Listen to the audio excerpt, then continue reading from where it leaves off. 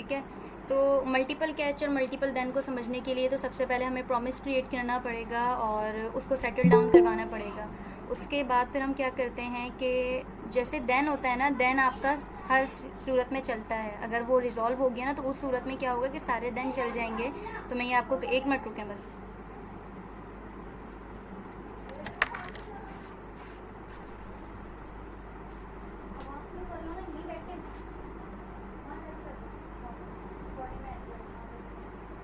इसको भी वहीं ले जा।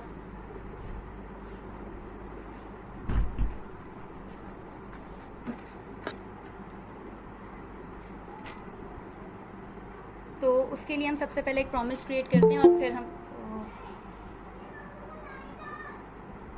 जब भी मैं कह रही थी मैं सबको पहले ऐड कर लूँ। सबसे पहले हम एक प्रॉमिस क्रिएट करते हैं, let promise is equals to new के। इस तरीके से हम एक प्रॉमिस क्रिएट करते हैं।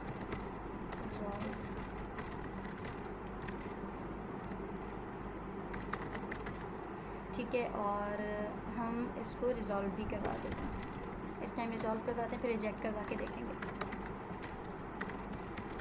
ठीक है, ये हमारे पास प्रॉमिस रिज़ॉल्व हो गया। एक मैंने प्रॉमिस क्रिएट किया और ये रिज़ॉल्व करवा दिया। अब हम क्या करते थे कि ये चीज़ तो API खुद से करती है, हमें ये पता है। तो उसके बाद क्या होता है, मेरे ख्याल में कोई है नहीं, ये सारा काम API खुद से करती है। रिज़ॉल्व करना, रिजेक्ट करना, मतलब प्रॉमिस को सेटल डाउन करना API का काम होता है कि वो भेजे या ना भेजे डेटा। हमें क्या होता है कि जब हमारे पास डेटा आ रहा है या कोई एरर आ रहा है तो उसको हैंडल करते हैं हम डॉट देन और डॉट कैच से। तो हम पहले इसको ये करते हैं कि जब हमारे पास प्रॉमिस रिजॉल्व होता है तो सर ने भी हमें ये बताई थी एक बेस्ट प्रैक्टिस, सबसे पहले आपने देन के लिए जो है वो हैंडलिंग करनी होती है, बाद में हम कैच की हैंडलिंग करेंगे। तो देन में क्या है, मैं यहाँ पर एक पैरामीटर दे देती हूँ उसको, और ये पैरामीटर कहाँ से आएगा, ये पैरामीटर इसको यहीं से मिलेगा। जो वैल्यू रिजॉल्व की आएगी वो इसको यहाँ से मिल जाएगी, और मैं इसको लॉग भी करवा देती हूँ। जो भी इसको वैल्यू मिलेगी वो यहाँ पर आ जाएगी। उसके बाद क्या होगा, वही सेम है कि मैं अब इसमें डॉट कैच लगा देती हूँ। ये तो आप सबको पता है, एरर आ जाएगा इसमें अगर होगा भी तो। ठीक है, इतना सिंटैक्स सबको पता है और सबका क्लियर भी है कि इसमें क्या हो रहा है, पूरे कोड में इसमें क्या हो रहा है। लेकिन अगर ऐसा हो कि हम मल्टीपल देन और मल्टीपल कैचेस लगाते हैं तो क्या होता है, तो मैं इसमें थोड़ा सा कोड बनाती हूँ, फिर उसके बाद समझाती हूँ कि मल्टीपल देन और मल्टीपल कैच में क्या होगा।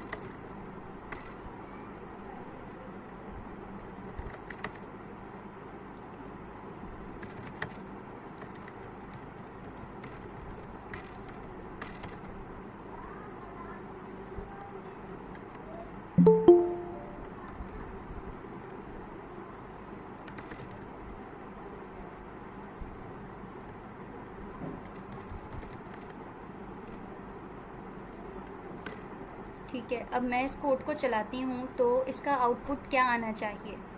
रिज़ॉल्व हुआ है, रिज़ॉल्व में क्या होता है कि वो पहले देन से लेकर जितने भी देन उसको मिलते हैं वो सारे देन को एग्जीक्यूट करता हुआ जाता है। तो मतलब यहाँ 3 जो देन है, एक में आएगा सक्सेस 1 और फिर जो सक्सेस 2 है, ये सारे देन को रिज़ॉल्व करता हुआ जाएगा।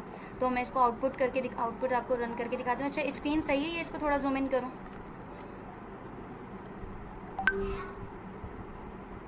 कमल, फिजा, आप लोग बता दो स्क्रीन ठीक है?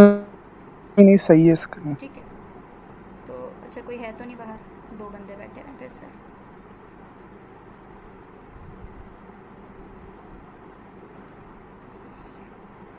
इसका हम आउटपुट चेक कर लेते हैं।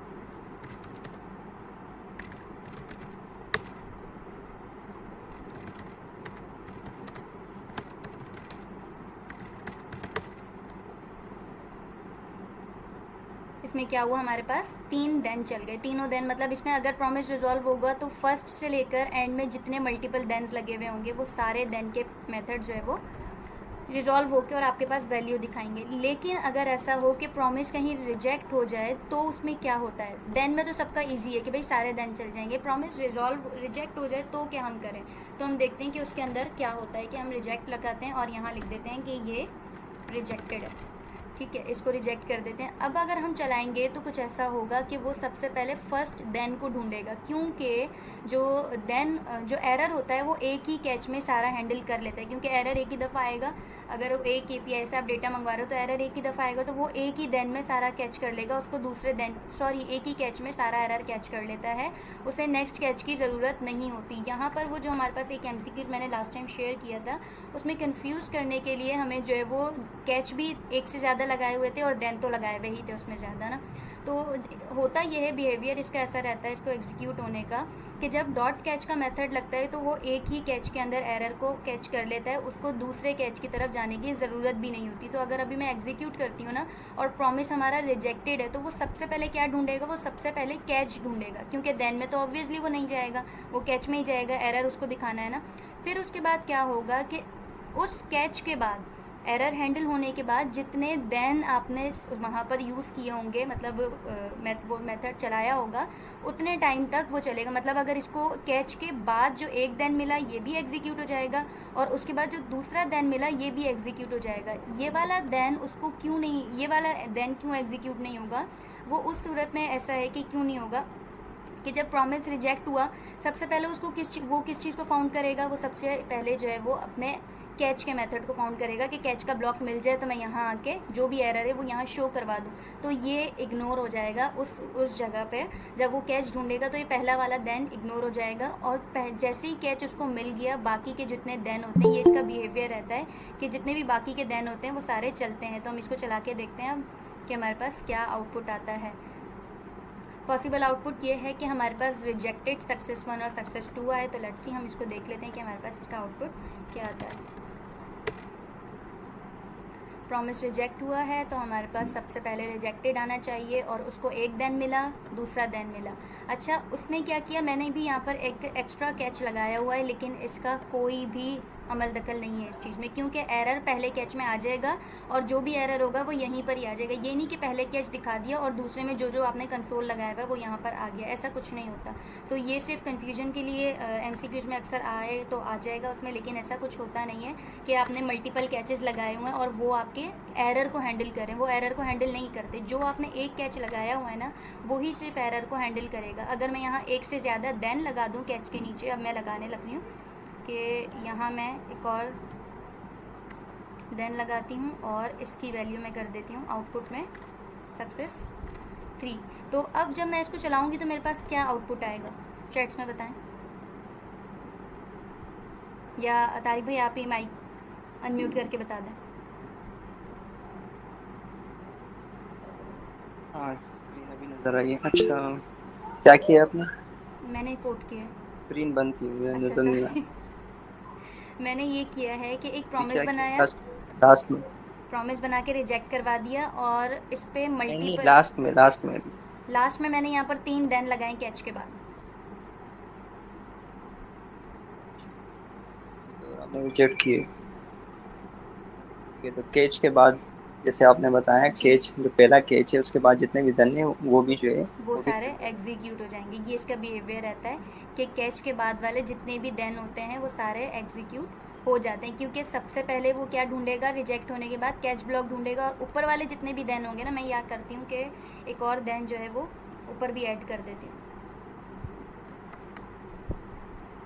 तो आप देखेंगे कि जो हमारे पास ये वाले 2 देन होंगे ना, दोनों अगर इग्नोर हो कैच को जाएंगे। सबसे टॉप पे रखें, अगर कैच को सबसे टॉप पे रखें तो ये वाले जो दोनों देन थे ये भी एग्जीक्यूट, अच्छा टॉप पे नहीं होता ना, इस तरीके से अगर हम रखें, बेस्ट प्रैक्टिस सर ने हमें बताई थी कि ये होता है कि आपने बताए तो भाई। पहले देन, मैं कर रही हूँ वही कर रही हूँ, पहले आप देन को रखते हो और उसके बाद कैच को रखते हो। ये भी कोड चल जाएगा, लेकिन जो बेस्ट प्रैक्टिस होती है उसके अकॉर्डिंग अगर चलें तो कोड ज़्यादा बेहतर लगता है। हम इसको रन करके देखते हैं, पहले में आ जाएगा और बाकी सारे देन चल जाएंगे। भी एक में अनडिफाइंड दे रहा है, लेट्स सी वो क्यों अनडिफाइंड दे रहा है, क्योंकि उसको इसकी वैल्यू नहीं मिली, तो हम इसको चेंज कर देते हैं, इसमें आ जाएगा। इसको ख़त्म कर देते हैं, इसकी वैल्यू को हम कर देते हैं सक्सेस 0। अब इसको चला के देखते हैं।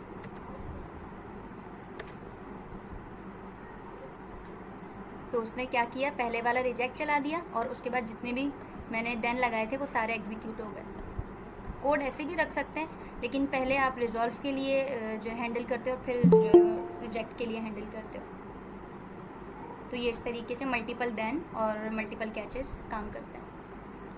क्लियर हो गया तारिक भाई? ठीक है जी। तंजीला, कोई और सवाल है?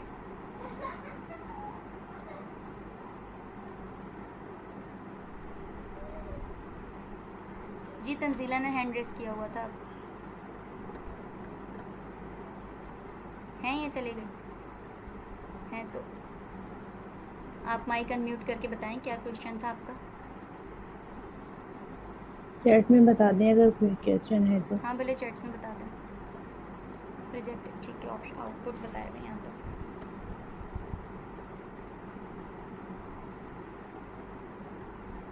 अच्छा, तंजीला के अलावा और किसी को कोई इशू हो, फिर हम थोड़ा सा इनम और कल स्ट्रक्चरल से वो टाइपिंग देख लेते हैं। कल किसका है?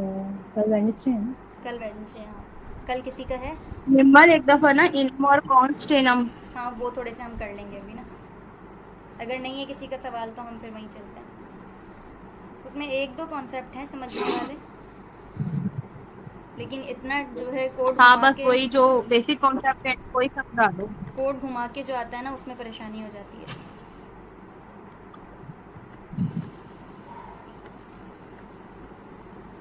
ठीक है, तो अब हम पहले इनम देख लेते हैं। अच्छा, इनम का एक सिंपल यही डेफिनेशन होती है कि आप नेम्ड कांस्टेंट डिफाइन करते हो। नेम्ड कांस्टेंट यूनिवर्सल कांस्टेंट भी हो सकते हैं और आपकी रिक्वायरमेंट के रिलेटेड भी वो कांस्टेंट्स बन सकते हैं। अब ज़रूरी नहीं है कि अगर नेम्ड कांस्टेंट्स हैं तो पूरी हर जगह पे वो कांस्टेंट सेम रहे। जैसे अगर उसकी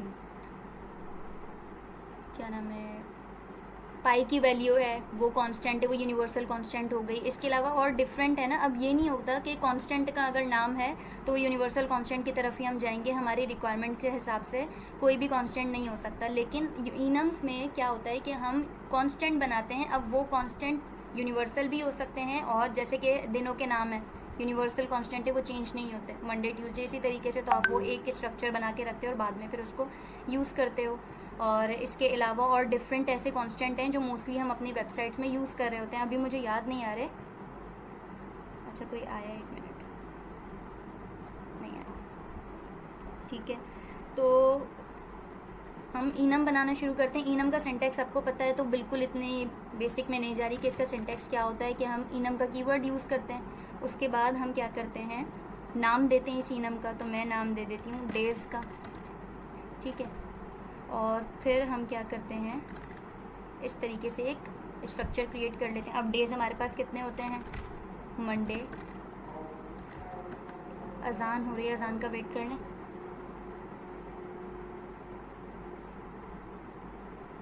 जी जी ठीक है। ओके, अजान के बाद अजान के लिए बंद की थी। जी बताएं, इसके एक एक वैल्यू को क्या कहते हैं, क्या है ये? मोस्टली क्वेश्चन में ऐसी वोकेबलरी आ जाती है।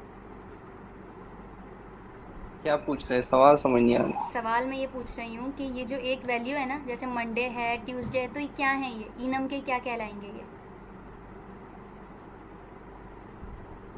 इसको हम रिप्रेजेंट कैसे करेंगे? अगर हम एक ऑब्जेक्ट बनाते हैं तो ऑब्जेक्ट में नेम इज इक्वल्स टू उसकी वैल्यू, एक प्रॉपर्टी कहलाती है ना। ये क्या कहलाएगा? एक ये कीज कह रहे हैं कोई, इनम कीज कह रहे कीज। हैं। हाँ, इनम कीज नहीं, इनम मेंबर। कीज कैसे हो सकती ये है? देखें, ये इनम का मेंबर्स। मेंबर कहलाता है, इनम के मेंबर्स कहलाते हैं, ठीक है। अब इसको हम अपनी मर्ज़ी से वैल्यू भी दे सकते हैं कि भाई जब ये वाला मेंबर कॉल हो ना, तो जो मैं वैल्यू दे रहा हूँ वो आनी चाहिए। लेकिन बाय डिफ़ॉल्ट जब इनम बनता है तो इसको हम कहते हैं कि ये न्यूमेरिक होता है। नेचर में ये अपनी बाय डिफ़ॉल्ट न्यूमेरिक होता है। इसको हम कोई वैल्यू असाइन ना करें ना, और ऐसे इनम जिसको हम कोई वैल्यू असाइन नहीं करते, उस इनम को हम कॉन्स्टेंट इनम्स भी कहते हैं, क्योंकि हम इसको कोई कंप्यूटेड वैल्यू नहीं दे रहे अपनी मर्ज़ी की ना।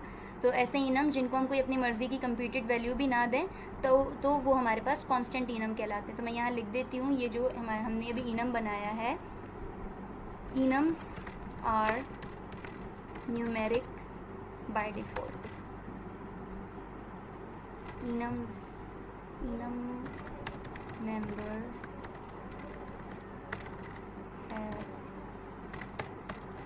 न्यूमेरिक वैल्यूज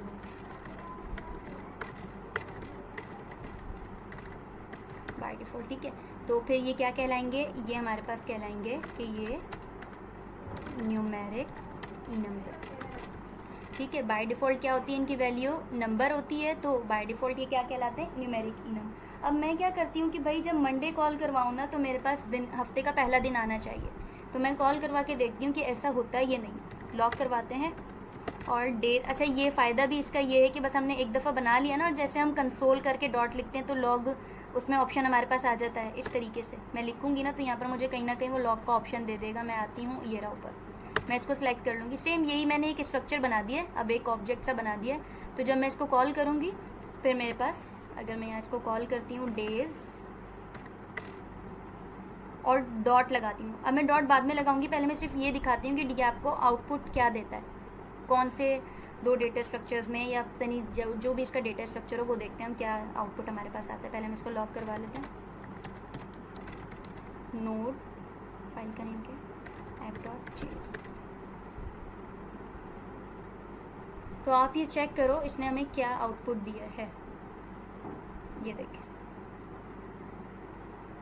एक जो हमारे पास डेटा आया है उसने उसकी कंप्यूटेड जो वैल्यू बनती थी ना, मतलब मेंबर इसके बराबर है, मंडे 0 के बराबर है, ट्यूसडे 1 के बराबर है, वेंसडे 2 के बराबर है, थर्सडे 3 के बराबर है।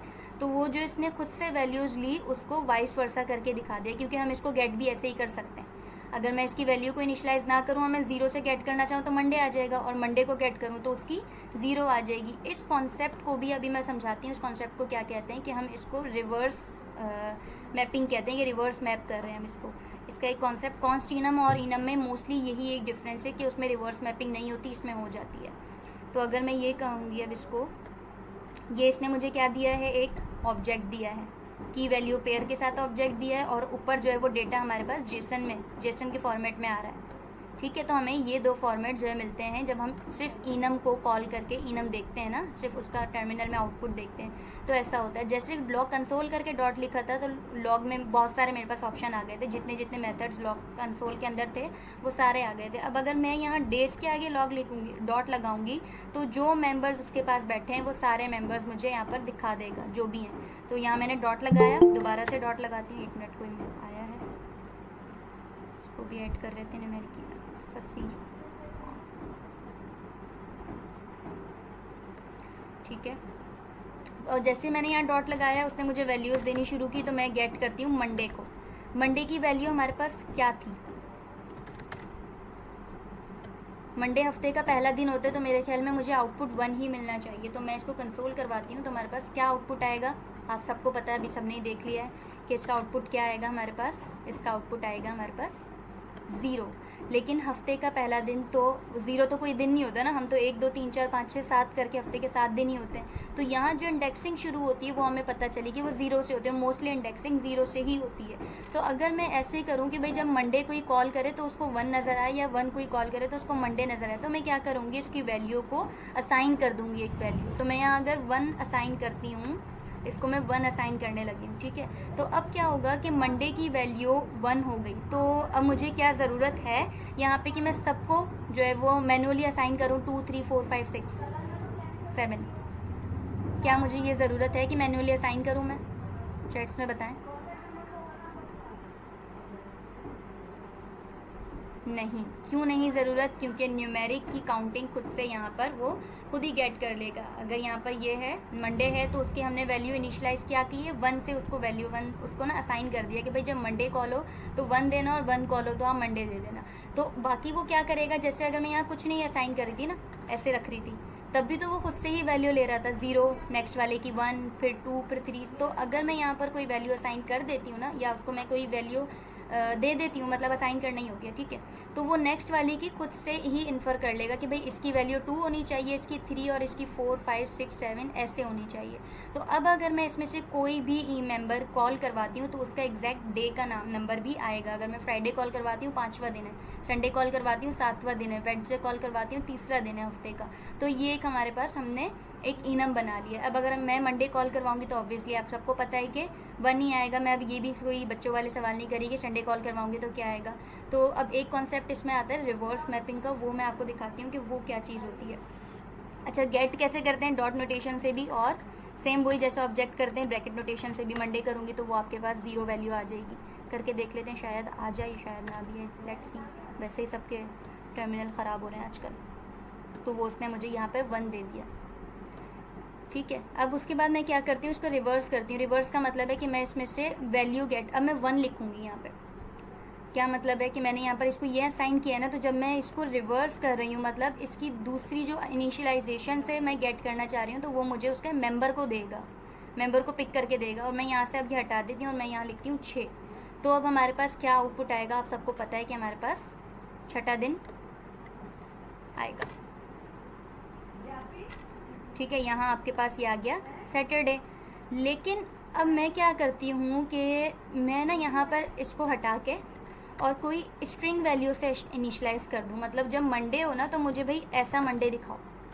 लेकिन ये क्या, ये मुझे ये क्यों नहीं कह रहा कि जब मैंने इसको ऐसा मंडे किया बिल्कुल अपर केस में, तो ट्यूसडे को भी अपर केस में कर दे, वेडनेसडे को भी अपर केस में कर दे।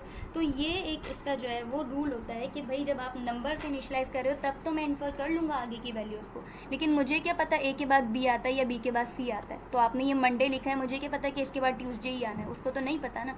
तो हम क्या करते हैं कि जब भी कोई स्ट्रिंग वैल्यू से वैल्यू असाइन करते हैं तो हमें उससे नीचे वाले इनम को, सेकेंड जो भी इनम होता है उसको भी वैल्यू असाइन करनी होती है। तो ये होगा कि अगर मैं इसको भी स्ट्रिंग दे दूंगी ना तो फिर मुझे उसके बाद वाले को भी करना है। लेकिन अगर इसको मैंने नंबर दे दिया तो फिर से वही सीन हो गया कि भाई 2 हो गया तो इसको 3 कर देगा, इसको 4 5 6 7 कर देगा, 4 5 6 7 इस तरीके से कर देगा। लेकिन मुझे ये चाहिए कि जब मैं इसको कॉल करवाऊँ ना तो आपके पास क्या आए, 2 कॉल करवाऊँ तो आपके पास मंडे आए। लेकिन अगर मैं ऐसा करूँ कि मैंने इसको इनिशलाइज मंडे से किया है तो देखते हैं कि क्या ये वाला मंडे आता है आपके पास। अगर मैं यहाँ पर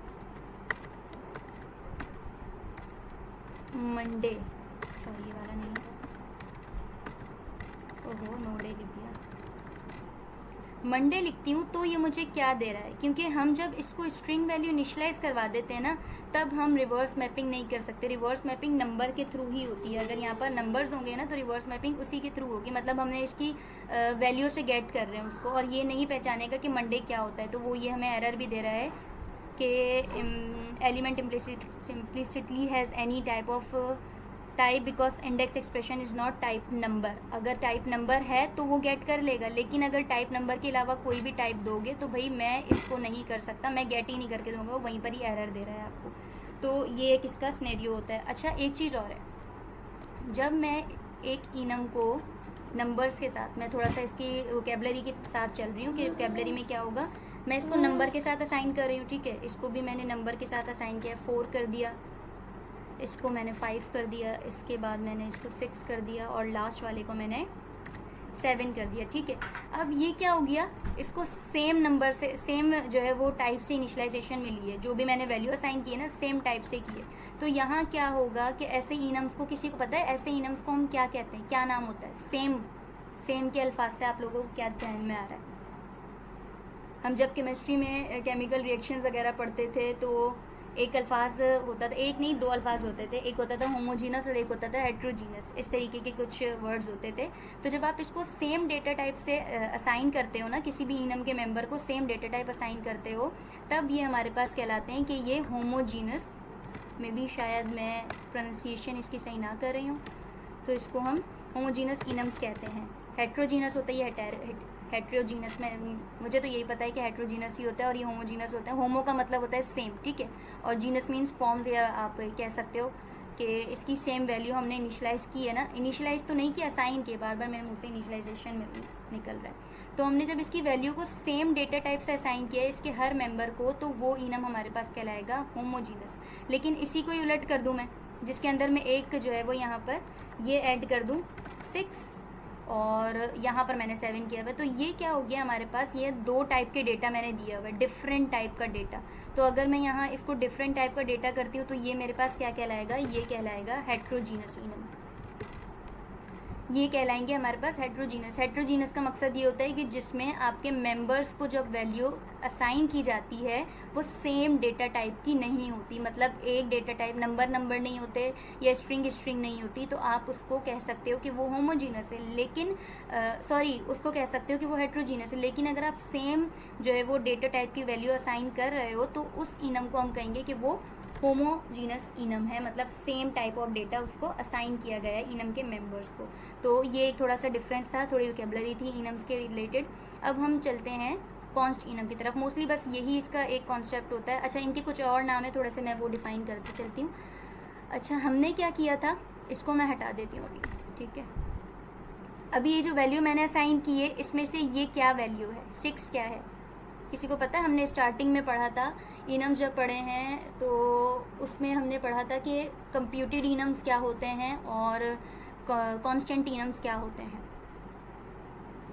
कंप्यूटेड इनम्स वो इनम्स जब मैं किसी को वैल्यू असाइन कर दूँ, और मोस्टली अगर हम डॉक्स में भी देखें टाइपस्क्रिप्ट की वेबसाइट की, तो उसमें जब नंबर से असाइन की हुई होती है ना, क्योंकि बाय डिफ़ॉल्ट नेचर क्या है इनम की वैल्यूज़ की, नंबर ही है। तो जब कोई नंबर से असाइन किया हुआ होता है वो उसको कंप्यूटेड नहीं कंसीडर करता, क्योंकि अगर मैं ये हटा दूंगी तो बाय डिफ़ॉल्ट जब भी तो उसके पास नंबर ही है, तो उसको हम कॉन्स्ट इनम कह रहे हैं, तो इसको भी हम कॉन्स्ट इनम कह सकते हैं। लेकिन ऐसी वैल्यू जिसमें आप कोई स्ट्रिंग से असाइन कर रहे हो या कोई और डिफरेंट चीज़ असाइन कर रहे हो, तो हम कहते हैं कि ये हमारे पास एक कंप्यूटेड इनम है, मतलब इसमें कोई ना कोई एक कंप्यूटेड वैल्यू हमने पास करवाई है। तो अगर कोई नंबर होगा तब वो कांस्टेंट इनम ही रहेगा, क्योंकि अगर मैं ये हटा दूं तो बाय डिफ़ॉल्ट इसकी वैल्यू खुद भी गेट कर लेगा।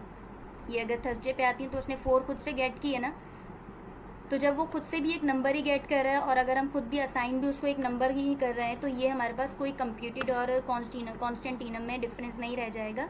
लेकिन जब उसको कोई स्ट्रिंग और इस तरीके का डिफरेंट डेटा असाइन करोगे आप, जिसकी टाइप वो कंसीडर कर सकता है कि एनी होगी, नंबर के अलावा कोई भी ऐसा डेटा दोगे, तो वो जो है वो उसको कंप्यूटेड इनम कंसीडर करेगा। यहाँ इस सूरत में ये कंप्यूटेड मेंबर है इसका, ये जो मेंबर है ये इसका कंप्यूटेड मेंबर है, बाकी सारे इसके कांस्टेंट मेंबर्स हैं।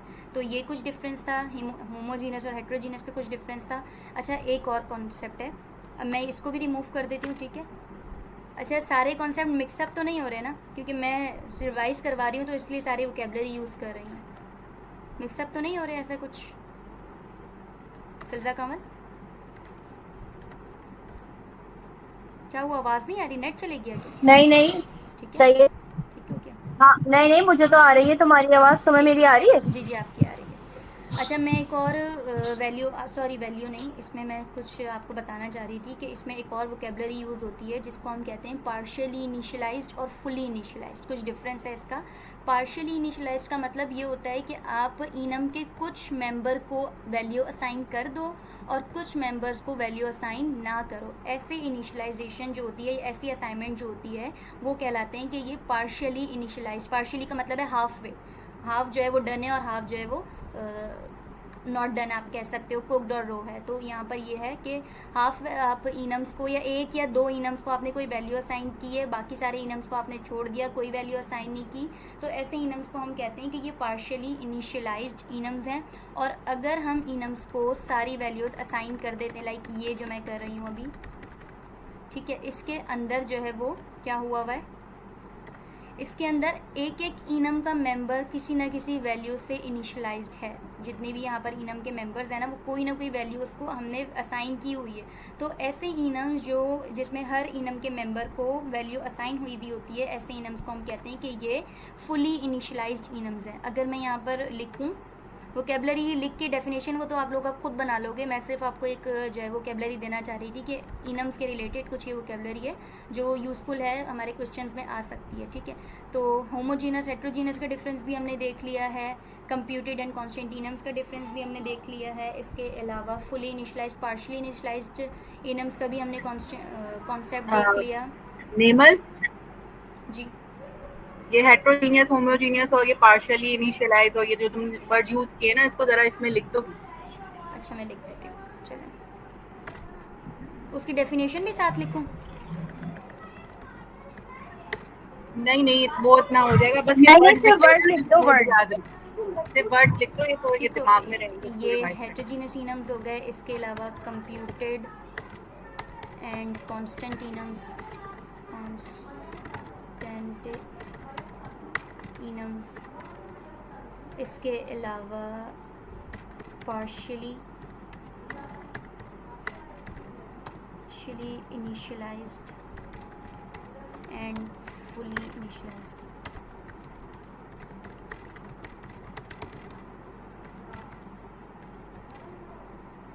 इनम्स, और मैं क्या बता रही थी, हाँ, स्ट्रिंग इनम और न्यूमेरिक इनम। बाय डिफ़ॉल्ट कौन से इनम्स होते हैं, वो सारे न्यूमेरिक इनम होते हैं। लेकिन अगर आप एक इनम को, इनम के मेंबर्स को कोई भी numeric value assign string value assign कर दोगे तो फिर वो स्ट्रिंग इनम कहलाएगा। अगर मैं करके दिखाऊँ आपको, या मैं लिख देती हूँ पहले, ठीक है। स्ट्रिंग इनम क्या होगा कि हर किसी को एक स्ट्रिंग वैल्यू असाइन हो जाएगी। लाइक यहाँ पे 1, इसमें हो गया आपके पास 2, इसमें आपके पास हो गया 3, और ये वैल्यू आपके पास हो जाएगी, इसको मैं रिमूव करके लिख दूँ, ये होगी 4। अगर कोई भी स्ट्रिंग डेटा टाइप से असाइन कर रहे हो तो ये स्ट्रिंग इनम कहलाएगा। उसका नाम जो है वो सिर्फ छोटी छोटी वोकेबलरी है, एक दफ़ा आप उसको ध्यान रखोगे ना तो आपको ये सारे वोकेबलरी समझ आ जाएगी कि इनम से रिलेटेड क्या होती है। और हमने ये भी सीख लिया, और इसके अलावा हमने रिवर्स मैपिंग भी सीख ली कि रिवर्स मैपिंग क्या होती है, कि आप मेंबर से वैल्यू गेट करो या वैल्यू से मेंबर गेट करो, वाइस वर्सा, ये दोनों काम हो जाते हैं। इस कॉन्सेप्ट को हम कहते हैं कि ये रिवर्स मैपिंग है। ये भी लिख देते हैं यहाँ पे, रिवर्स मैपिंग इसमें हो जाती है। रेगुलर इनम्स, अच्छा इनको हम अक्सर आप नाम सुनोगे, ये वाले इनम्स को रेगुलर इनम्स भी कहा जाता है और प्लेन इनम्स या सिंपल इनम्स भी कहा जाता है। तो ये तो वोकेबलरी अपनी बनाई हुई है मेरे ख्याल में, लेकिन रेगुलर इनम कहा जाता है इसको। डॉक्स में भी मैंने पढ़ा है कि इसको हम रेगुलर इनम कहते हैं। इसके अलावा इसका यूज़ केस कहाँ पर होता है? अब मोस्ट कॉमन ये क्वेश्चन होगा कि इनम, ये वाले जो रेगुलर इनम्स होते हैं, इनका यूज़ केस कहाँ होता है? सबको बेसिक यूज़ केस पता है? क्या हुआ? केमिस्ट्री क्यों आ गई? केमिस्ट्री नहीं आई भाई, सिर्फ कॉन्सेप्ट आया, ठीक है। अच्छा, आप सबको बेसिक कॉन्सेप्ट पता था इनम का कि कहाँ यूज़ होते हैं। हमने जहाँ पर भी अपने रिक्वायरमेंट के हिसाब से कांस्टेंट बनाने हों जो आपके थ्रू आउट द कोड ना चेंज हो, तो हम एक इनम का स्ट्रक्चर बना के रख लेते हैं। और ये इनम की डेफिनेशन सिंपल यही है कि हम इसमें क्या बनाते हैं, नेम्ड कांस्टेंट्स बनाते हैं। अच्छा, ये हो गया। इसके अलावा जब हमारे पास स्ट्रिंग वैल्यूज़ के साथ कांस्टेंट बनाना हो, हेट्रोजीनस के साथ कांस्टेंट बनाना हो, कोई भी ऐसा कंप्यूटेड वैल्यू जिसके अंदर कोई नंबर के अलावा वैल्यू जा रही है, ऐसा कोई कांस्टेंट आपको बनाना हो, तो रेगुलर इनम जो है वो उसमें आइडियल रहता है नंबर्स के साथ। लेकिन अगर सिर्फ आपको नंबर देना है, आपको कोई ऐसी इनिशियलाइजेशन नहीं करनी ना, तो उनके लिए कॉन्स्ट इनम का यूज़ केस होता है। कॉन्स्ट इनम में सिर्फ एक ही डिफरेंस है। अच्छा, ये मैं एक और डिफरेंस आपको दिखाऊँ यहाँ पर कि इनम तो हमारे पास जब हम जावास्क्रिप्ट थी तब नहीं आया था, ये टाइपस्क्रिप्ट जब आई है, टाइपस्क्रिप्ट के भी 4.2 में भी इसका, हाँ यही है, हिस्ट्री में यही है कि 4.2 वर्जन में, शायद मैं ना गलत हूँ, इनम जो है वो 4.2 वर्जन में ही आए हैं।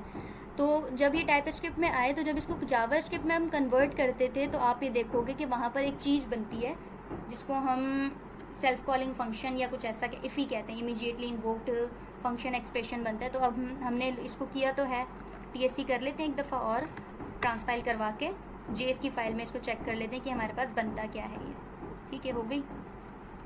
इसको हम आते हैं अपनी JS की फ़ाइल में, एक नज़र यहाँ भी रखते हैं कि भाई ये जो इनम है ये तो जावास्क्रिप्ट में नहीं था, लेकिन जब इसको टाइपस्क्रिप्ट में बना के ट्रांसपाइल करवाते हैं तो जावास्क्रिप्ट का ऐसा कौन सा कॉन्सेप्ट है जिसमें ये कन्वर्ट होता है।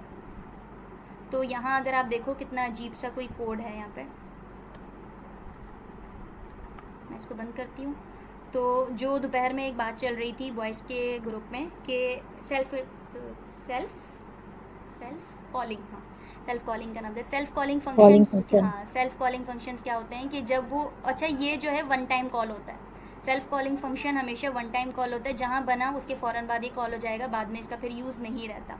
तो इनको हम कहते हैं इफ़ी कहते हैं। ये जो बनता है ना, ये जो पूरा एक बना है हमारे पास, इसका कुछ स्ट्रक्चर अगर मैं बेसिक सा बना के दिखाऊँ तो ऐसे बनता है, एक पेरेंथेसिस, दो पेरेंथेसिस, इस तरीके से इसका स्ट्रक्चर बनता है। ये जो फर्स्ट वाली है पेरेंथेसिस, इसके अंदर हम एक फ़ंक्शन डिफ़ाइन कर देते हैं, इसके अंदर एक फ़ंक्शन डिफ़ाइन हो जाता है, और फंक्शन डिफ़ाइन होते ही दूसरी जो पेरेंथेसिस होती है ये इसको कॉल कर देती है। मोस्टली हमने यही देखा है ना, मेथड हो फंक्शन हो, वो इस पेरेंथेसिस की वजह से कॉल होता है। तो हम क्या करते हैं, एक बनाते हैं फंक्शन और इमीडिएटली जो है वो उसको यहाँ पर कॉल भी करवा देते हैं। इस नाम को हम कहते हैं कि ये इफ़ी क्रिएट करते हैं। यहाँ पर लिख देती हूँ मैं। अब पता नहीं एग्ज़ाम से पहले कुछ ज़्यादा ही वोकेबलरी जा रही है आप लोगों के माइंड में, आपको हज़म करना मुश्किल हो जाए, लेकिन ये मोस्टली ऐसा है कि एग्ज़ाम्स में आ सकती है। वाला IFPO immediately invoked function expression, ठीक है, इसकी ये एब्रीविएशन होती है। जब ये बनता है ये उसी टाइम कॉल हो जाता है, और ये सिर्फ वन टाइम कॉलिंग के लिए होता है, या बाद में ये नहीं है कि आपने ये वाला जो फंक्शन है ये बाहर कहीं और भी जाके आप यूज़ कर रहे हो, जहाँ बनेगा उसी टाइम ये कॉल हो जाएगा। अच्छा, इसका यूज़ केस मेरे जहन में नहीं है टू बी ऑनेस्ट, लेकिन तारिक भाई ने बताया था। आपने क्या बताया था तारिक भाई, ये किसका यूज़ केस बताया था? मेरे ख्याल में डेटा फैच का समथिंग कुछ था वो। एक दफ़ा अगर आपको कॉल करवा दें। हाँ, वो जब हम डेटा फेच करते हैं ना, थोड़ा सा ऊंचा बोलेंगे। जब हमने कोई इस तरह की फंक्शनैलिटी बनाई है जिसमें डेटा फेच हो रहा है API से, यानी कि जिस तरह हम वेबसाइट खोलते हैं, मिसाल के तौर पर हमने वेदर ऐप बनाया। वेदर ऐप जब मैंने बनाया था उसमें जो है ना इफ़ी बनाया था, यानी कि फंक्शन को इफ़ी के अंदर डाल देते हैं, जिस तरह ही जो है ना कोई वो लिंक पे क्लिक करके वेबसाइट में जाते हैं, वो जो डेटा होते हैं वो खुद ब खुद फेच हो जाते हैं। इसका इस तरह का इस्तेमाल होता है। ठीक है, मतलब जैसे ही वो फंक्शन आता है और उसी टाइम वो कॉल हो जाता है, आप ये कहना चाह रहे हैं? हाँ, जिस जैसे तरह यूज़र क्लिक करता लिंक है खोलते लिंक हैं पे, ना, जिस तरह ब्राउज़र हम ब्राउज़र खुल कोई जाते हैं तो वो नेक्स्ट फंक्शन नेक्स्ट कॉल हो जाता रिक्वेस्ट नहीं भेजते डेटा फैच करवाने के लिए कि ये कोई वैल्यू, मतलब अगर कोई हम यूज़र खुद से कोई ब्राउज़र साइट पर रिक्वेस्ट भेज रहा है तो वो नहीं होता, वो डायरेक्टली जो है जैसे ही फंक्शन कॉल होता है वहीं पर ही डेटा फैच भी हो जाता है, कोई डिफरेंट हाँ, कॉल नहीं सिंगल लगती उसमें। ठीक है, ऐसे ही ठीक है। तो आप ये देखोगे कि यहाँ पर क्या बन रहा है, हमारे पास एक इफ़ी क्रिएट होती है जिसको नाम यहाँ पर होता है इमीडिएटली इन्वोक फंक्शन एक्सप्रेशन, जिसमें होता ये है कि जब आप फंक्शन बनाते हो या एट द टाइम ऑफ जब ये बनता है उसी टाइम ये कॉल हो जाता है, जब आप इसको कॉल करोगे सिंपली, और ये वन टाइम कॉलिंग के लिए होता है। ठीक है, हमने देखा कि जो रेगुलर इनम होते हैं वो कैसे बनते हैं, एक ये जावास्क्रिप्ट के अंदर इफ़ी क्रिएट करते हैं। तो ये क्वेश्चन भी आ सकता है या नहीं आ सकता, प्रोबेबली है, कुछ भी हो सकता है। तो शायद ये आ जाए और उसमें पूछा जाए कि भाई जो रेगुलर इनम होते हैं वो ट्रांसपाइल होके क्या बनाते हैं जावास्क्रिप्ट का, ऐसा कौन सा कॉन्सेप्ट है जिसमें वो कन्वर्ट होते हैं, क्योंकि इनम्स तो नहीं आए थे जब जावास्क्रिप्ट, इनम्स तो टाइपस्क्रिप्ट का एक फीचर है। तो आप ये बता सकते हो कि भाई वो एक इफ़ी क्रिएट होता है। अच्छा, मैं कुछ स्टूडेंट्स हैं उनको ले लूँ। टाइम कितना रह गया है? 10 मिनट। 10 मिनट में हम कॉन्स्ट इनम देख लेंगे बहुत अच्छे तरीके से।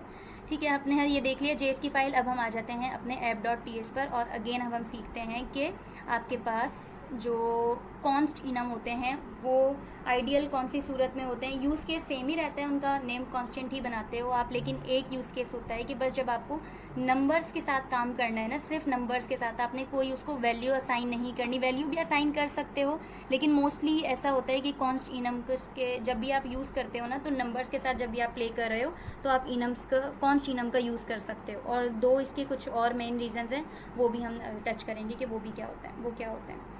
तो मैं ऐसा करती हूँ, कोड ज़्यादा बड़ा नहीं करती, इसी को ही कन्वर्ट कर देती हूँ कॉन्स्ट इनम में। कॉन्स्ट इनम के लिए सिर्फ इनम से पहले हमने एक कीवर्ड लिखना है कॉन्स्ट, तो ये कॉन्स्ट इनम बन गया। आप इसको सेम असाइन सब चीज़ें कर सकते हो, तो अगर आप करना चाह रहे हो तो भले आप कर दो, लेकिन ये होता है कि आप फिर, अच्छा मैंने ये क्या किया,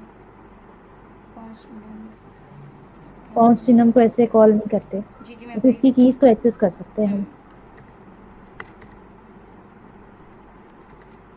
क्योंकि वो इनम ही नहीं बनता ना, कॉल इसलिए होगा ही नहीं, क्योंकि वो जावास्क्रिप्ट में जाके इनम ही नहीं बनेगा। इसका मेन रीज़न देखें आ गया हमारे सामने।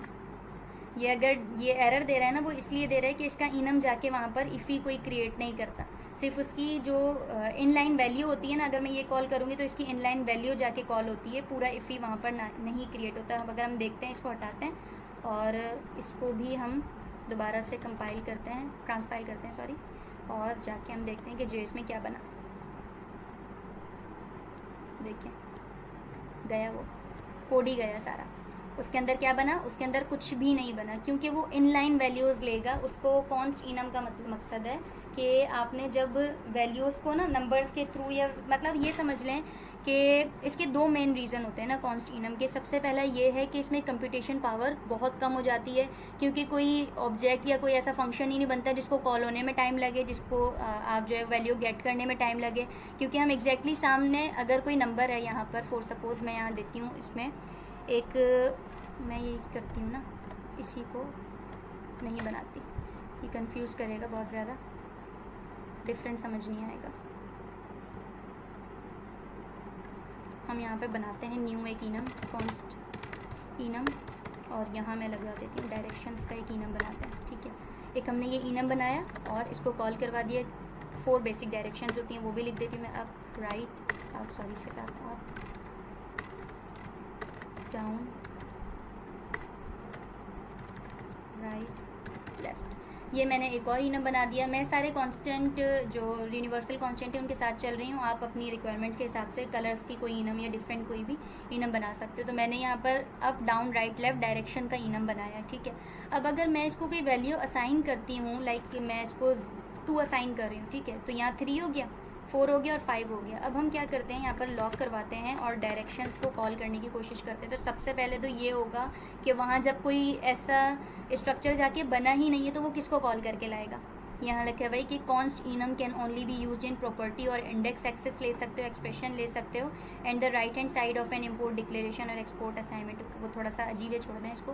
बस आप सिंपल ये कॉन्सेप्ट रखें कि अगर मैं इसको लॉक करवाती ट्रांसपाइल करवाती हूँ और जेएस की फाइल में अभी अभी हमने देखा था तो कोई ऐसा स्ट्रक्चर वहाँ नहीं बनता, तो जब वो बनेगा ही नहीं तो वो गेट किसको करेगा, नहीं करेगा। इसीलिए यहाँ पर हमारे पास एरर आ रहा है कि आप इसको डायरेक्टली पूरे इनम को इसको आप लॉग नहीं करवा सकते, क्योंकि इसकी हम सिर्फ कीज़ लेते हैं। अगर मैं यहाँ इनलाइन एक की लिखूँ तो मेरे पास ऑप्शंस भी आ गए। डाउन लिया मैंने तो डाउन की वैल्यू क्या हुई, हमारे पास 3 हो गई। तो अब मैं क्या करती हूँ, यहाँ पर डाउन से तो ले रही हूँ, लेकिन अगर मैं कुछ ऐसे करूँ कि इसको मैं 3 से गेट करना चाहूँ, क्योंकि इसकी वैल्यू 3 है ना बाय डिफ़ॉल्ट, और चलें इसको 3 भी नहीं रखते, 2 से गेट करना चाहूँ तो ये मुझे एरर देगा। क्यों एरर देगा, क्योंकि यहाँ पर रिवर्स मैपिंग नहीं होती।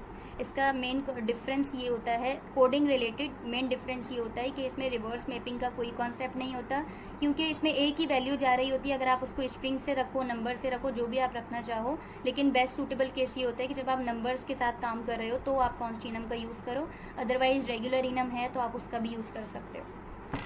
पहला डिफरेंस ये हो गया कि इसमें जो है रिवर्स मैपिंग नहीं होती, मतलब आप इसकी वैल्यू से उसको गेट नहीं कर सकते और मेंबर को गेट नहीं कर सकते। जैसे मैंने किया 2 तो वो मुझे एरर दे रहा है और यहाँ पर आप इसको नहीं गेट कर सकते। दूसरा डिफरेंस क्या है कि मैं इसको इसकी वैल्यू से नहीं गेट करती, बल्कि मैं इसके मेंबर से ही गेट करती हूँ। इसको डाउन से गेट करूँगी तो अब हम ये चीज़ चेक करेंगे कि एक इसको कर लिया और एक जो हमारे पास इसका बना हुआ था, मेरे ख्याल में नहीं बना हुआ, इसको बना लेते हैं हम। एक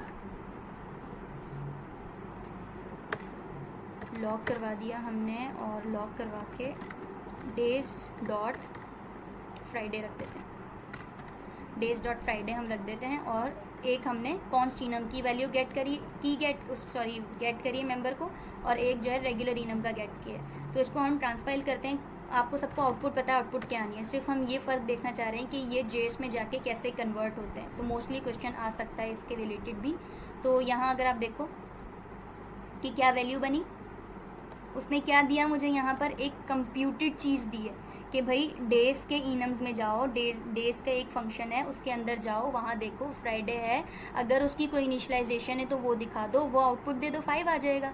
लेकिन जब हमारे पास कॉन्स्ट इनम बना तो कॉन्स्ट इनम ने इनलाइन नंबर रखा है एक, यहाँ उसने ऐसे नहीं रखा कि डायरेक्शन डॉट डाउन और इस तरीके से कुछ उसने रखा, क्योंकि उसको पता था कि इसकी वैल्यू यही है तो एग्जैक्टली उसने वो नंबर रखा। अब आप मुझे ये बताओ कि इसको कंप्यूट होने में और इसको कंप्यूट होने में किसको ज़्यादा टाइम लगेगा।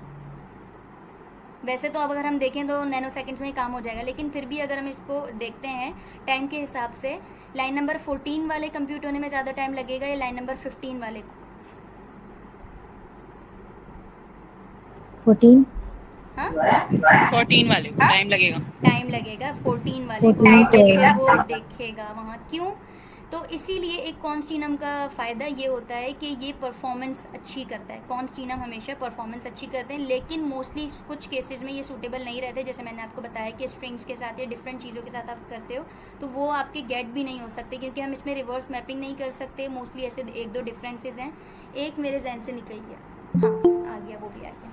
उसमें ये था कि मैंने बता दिया वैसे कि अब आपके पास 1 मिनट, ये कोई है स्टूडेंट, ठीक है, एक डिफरेंस मैंने आपको क्या बताया, कोडिंग रिलेटेड के रिवर्स मैपिंग नहीं हो सकती। दूसरा डिफरेंस मैंने आपको प्रोडक्शन या आप समझ लो परफॉर्मेंस रिलेटेड बताया कि इसकी कॉन्स्ट इनम की परफॉर्मेंस जो है वो कोड की बेटर करता है आपकी, और ये थोड़ा टाइम लेता है, टाइम टेकिंग होता है। तीसरा कॉन्सेप्ट या तीसरा जो आप समझ लें कि डिफरेंस ये है कि जब हम रेगुलर इनम बनाते हैं ना, तो वो जावास्क्रिप्ट में आके एक हार्श सा कोड, आप समझ लो एक बल्क ऑफ कोड जनरेट करके देता है। तो यहाँ पर जब उसने कोड जनरेट किया तो एक एक्सप्रेशन जनरेट करके दिया, लेकिन जब आप कॉन्स्ट इनम बनाते हो तो उसने कोई एक्सप्रेशन जनरेट नहीं किया, क्योंकि अगर उसने कोई वैल्यू भी गेट की है ना, उसको यहाँ पर किसी इनम की ज़रूरत है, किसी कांस्टेंट वैल्यू की ज़रूरत है नहीं है, क्योंकि एग्जैक्टली 3 नंबर तो कंप्लीट हो जाता है इजीली, हम सबको पता है वैल्यू 3 तो 3 ही होती है। यहाँ पर कोई ऐसी वैल्यू हमें एज सच नज़र नहीं आ रही। जब तक हम फंक्शन में नहीं जाएंगे हमें ये नहीं पता चलेगा कि फ्राइडे के साथ जो वैल्यू रखी हुई है वो कौन सी है। तो यहाँ पर टाइम परफॉर्मेंस का भी गया। इसके बाद ये है कि जब ये कन्वर्ट होता है ना जावास्क्रिप्ट के अंदर, टाइपस्क्रिप्ट से जावास्क्रिप्ट में कन्वर्ट होता है तो ये सेम रहता है, कोड ज़्यादा ही होता है। और जब आपके पास ये वाला कॉन्स्ट इनम कन्वर्ट होता है तो कॉन्स्ट इनम में कोड आपका कम हो जाता है। और हमारा मेन गोल यही, मेन जो हमारा एंड गोल होता है प्रोडक्शन लेवल पे जाने से पहले कि भाई आपका कोड जो है वो जितना छोटा हो सके उतना हो जाए।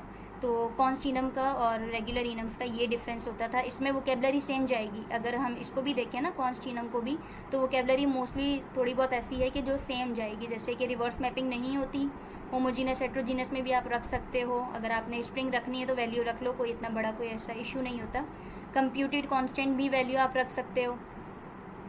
इसके अलावा पार्शियली इनिशलाइज्ड, फुली इनिशलाइज्ड भी कर सकते हो, न्यूमेरिक स्ट्रिंग इनम्स भी बना सकते हो। लेकिन वही फिर बेस्ट प्रैक्टिस ये है कि न्यूमेरिक इनम्स के साथ एक मिनट रह गया, न्यूमेरिक एक मिनट इनम्स, नेमल। जी हाँ, मैं 1 मिनट रुक जाएं, पूरा ये कवर करवाने दें।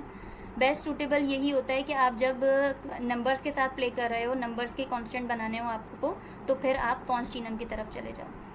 अब ये थोड़ा